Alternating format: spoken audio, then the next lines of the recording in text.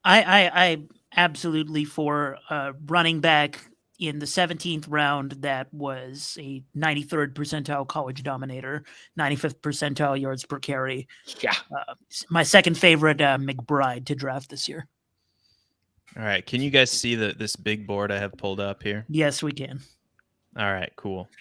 So here it is, and I'm on a different screen now, so just yell at me when we're close to drafting. But you can see we're this middle team here, and I do love the initial strategy, and I actually really like this team. How would you guys rate this performance as we're like 3 picks from being done? Like a solid B plus. I'd take a B plus. I'd take a B plus from Ahaan. I like that. I think I'd agree with that assessment. I'm more of a strict grader, and mostly because I'm involved. I hate all my own picks, so I'd say B. Yeah, I love the wide receivers and the quarterbacks. We've given ourselves a ton of upside. I think they're going to be able to figure out how to get. You guys, somebody laughing at me. It just you just reminded me of the Denny Carter video where he just looks at the camera and he's like, "I love your receivers. The rest, I don't know, but I love the receivers." I tell you what, man, I could try to do a John Gruden impression. I love everybody. I'll tell you Tell you what, man. Patrick Mahomes is a pretty good player, man. Pretty good player, man. But no, I really do like this build. It's one of my favorite builds is the hero RB, and going with Saquon really allowed us to just attack the wide receiver position the way we did. And I mean, this team has all kinds of potential. So, and even at tight end, I mean, Dulcich and Waller, Dulcich had his weeks. I mean, where Ahaan was saying, he's the best tight end in all of football, for fantasy. So, I mean, he's going to have those weeks. I mean, assuming Alberto doesn't ruin the party, which is possible. So, here, hopefully I got to reshare this. Oh, we're one pick away. Next. Oh no. Hold on. The first time I said I'd easily take Greg Dulcich over George Kittle. Greg Dulcich was the tight end too. So all right, we're on the clock. I can't remember whose pick it is. Is it your pick, Ahaan? I think it's Ahaan. Yeah. Oh, it's mine. All right. Oh, yeah. You really gave me Van Jefferson and Darius Slayton. Jesus Christ, dude. Terrace Marshall. 10 seconds. Getting hype from the organization. We're gonna take Rashee Rice. That's a good pick. Okay, I like that because he's gonna be a bear.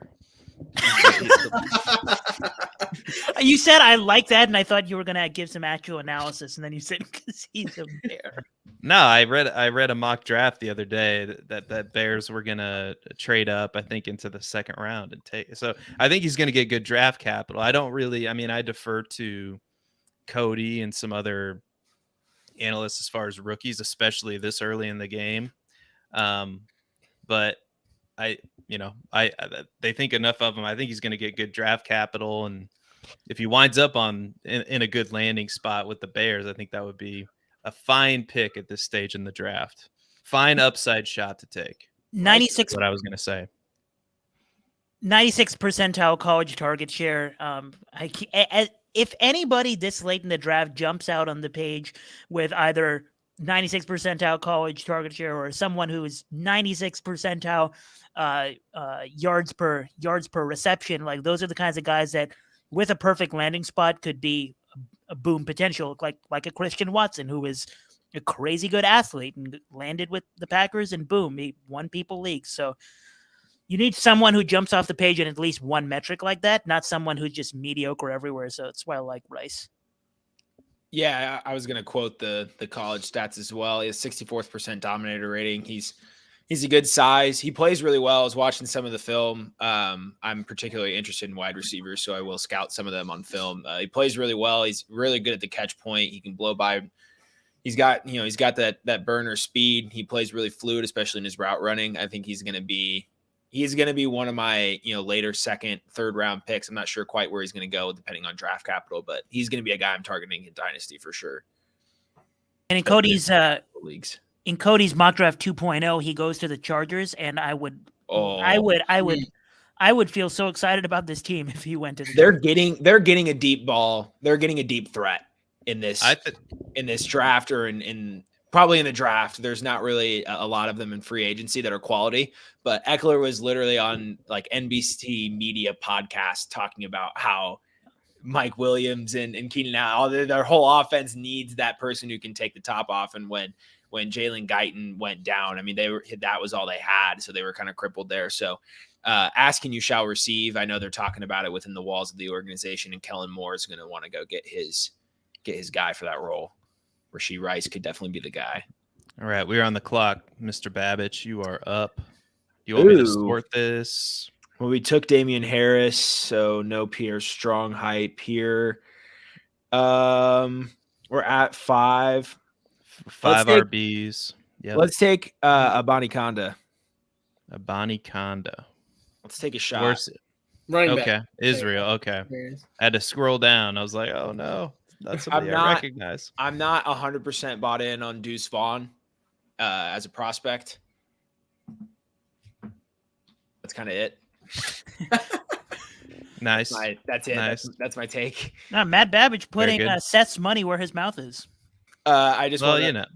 Dude, you guys are gonna have to give me all your Venmo information when this team wins. You know, this is a good team.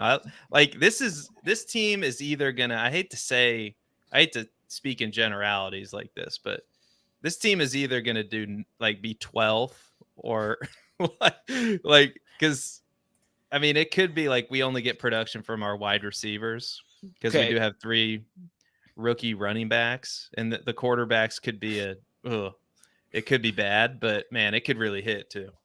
I'm gonna flip flop. I just pulled up the prospect profile for Deuce Vaughn, and I'm gonna be honest with the stream. I did not know he had a 17% college target share, 96th percentile. So Vaughn has the better receiving profile, and I think I just talked myself out of my own pick immediately. He's small dude though. He's a small dude for sure. 173 for a running back. I mean, 5'6". Yeah. I mean, we're like in my height and weight territory. Like that can't be a good thing for an NFL player. Yeah, I mean, it's not, but I said the same thing when Devonta Smith went into the league. I was telling all my friends, I was like, look at me, add like 5 inches to my wingspan, 6 inches to my wingspan, whatever it is, and that's Devonta Smith. We're the same height, same weight. That didn't really matter. I don't know if it's going to matter for Bryce Young as much as people say. Sometimes if you can ball, you can simply ball. Yeah. I think you made the right pick, Matt. I think so too. Devonta Smith won the Heisman Trophy as a wide receiver. I mean, yeah, Matt Babich is not winning any Heisman trophies. Special. I took Vaughn in the other league, so call me Mac from Always Sunny. I'm playing both sides, so I can always. This is why you were never supposed to sign up for a team. Yeah, I'm not gonna lie, it probably wasn't the best decision. We had to take Abani Kanda. Since the last round is we're gonna win coming the up, big board because of him. Just watch. We'll see. Well, I'll have to keep track of this, and we'll give you guys updates pretty much only if we do well. Only if Rashee Rice is a bear. Yeah. Well, I'll be the biggest Rashee Rice fan in the world if the Bears draft him. They're like, okay, this is our last pick. I think, is it my pick? It is you, Seth. I think should we go? Should we go with one of my? Should we go with the third tight end here? Is Trey McBride available? No chance, right? I don't think he is. Yeah. Okay. I was gonna say. Yeah. I don't love, taking rookie tight ends. So I don't really want. I do like Musgrave as a prospect, but I don't like taking a rookie tight end in a best ball because I don't know if he's going to do much.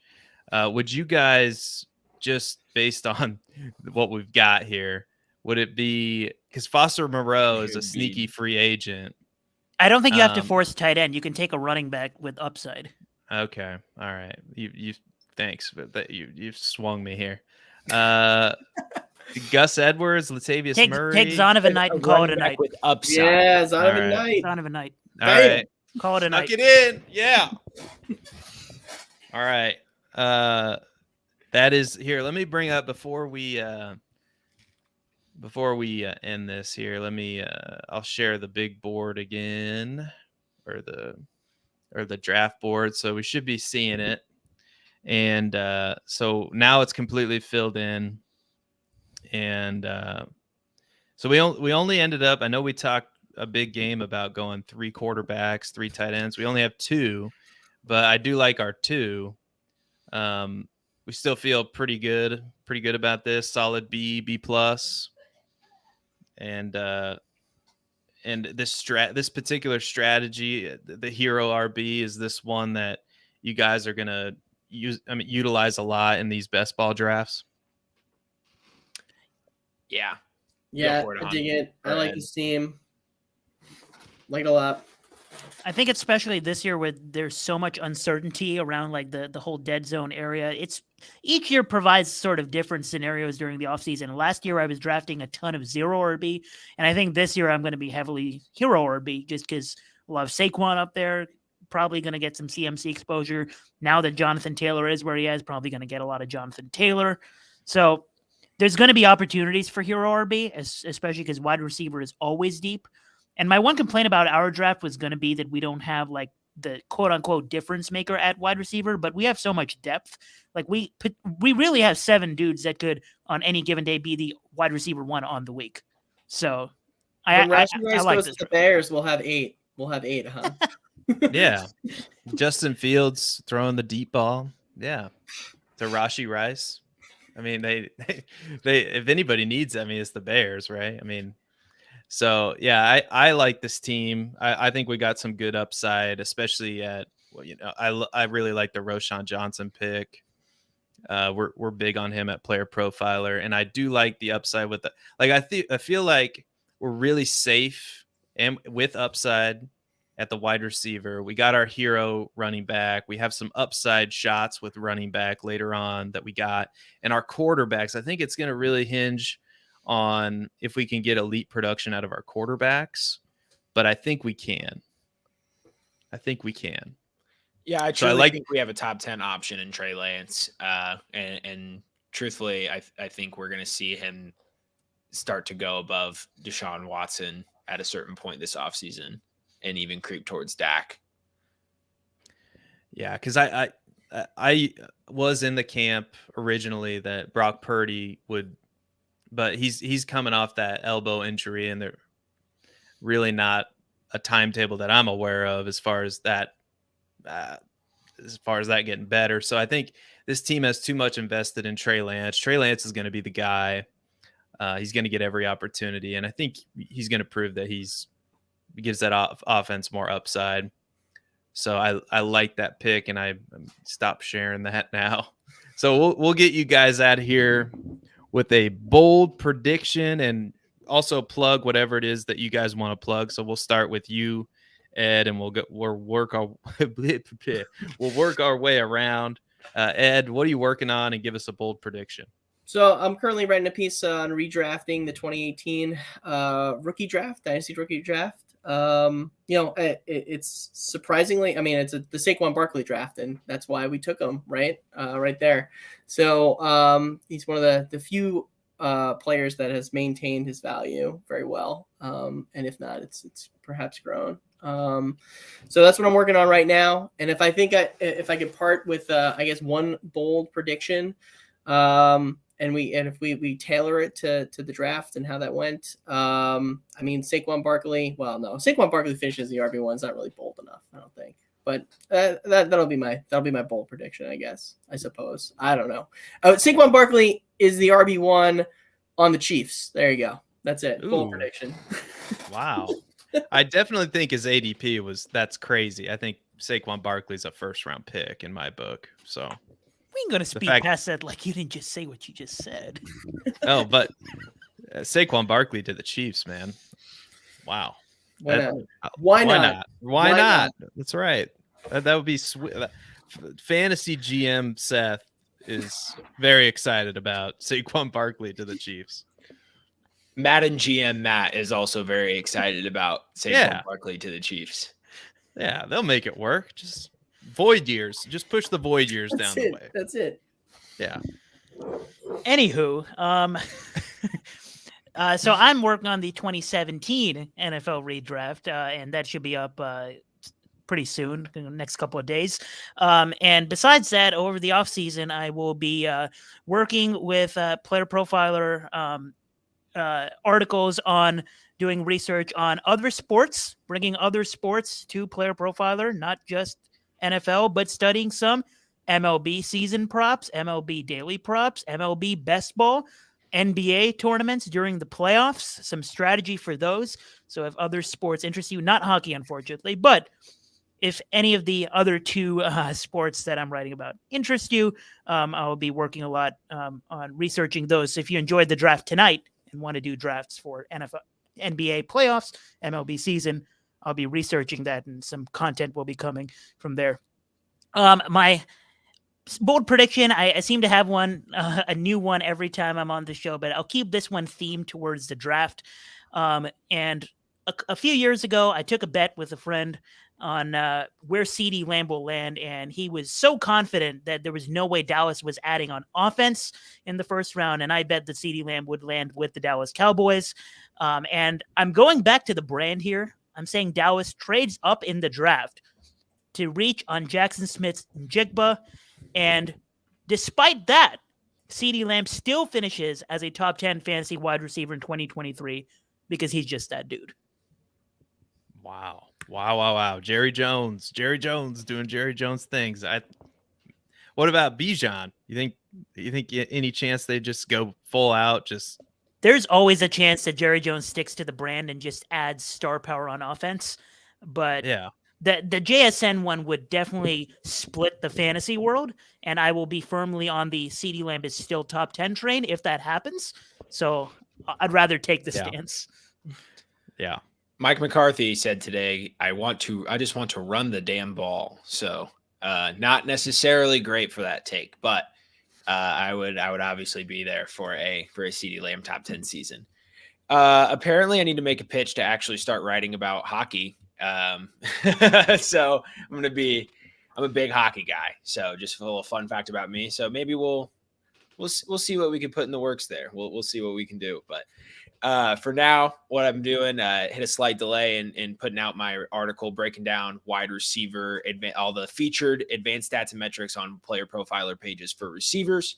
That will be finished this week, and then it'll be getting right into tight ends and quarterbacks to wrap up the series. So excited to bring that to you guys. Had some pretty cool discoveries that I've seen through the data that I'm excited to put into words for you all. And then other than that, you'll see my pretty face every single Wednesday, right here on the Writers Roundtable. So I'll leave you all with a bold prediction. I said on the show sheet I was going to deliver my spiciest take yet. I feel like that's kind of dulled now that we have Saquon Barkley going to the Chiefs talk.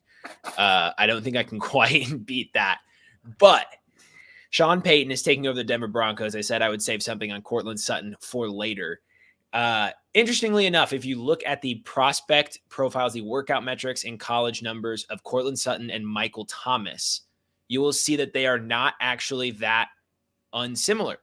The only difference is Courtland Sutton is slightly more athletic and broke out at an earlier age in college, proved he can earn a higher or a more significant target share earlier on in his college career. He did it early on in his NFL career, hit some road bumps, but we get all the talk about slant boy and how Michael Thomas isn't as effective in other parts of the field. I think Courtland Sutton is who Sean Payton wanted Michael Thomas to be. There, I said it. He's like Michael Thomas 2.0. If Michael Thomas had athleticism, Courtland Sutton is going to have a massive season behind another near 35% air yard share, and he's going to be a top 15 receiver.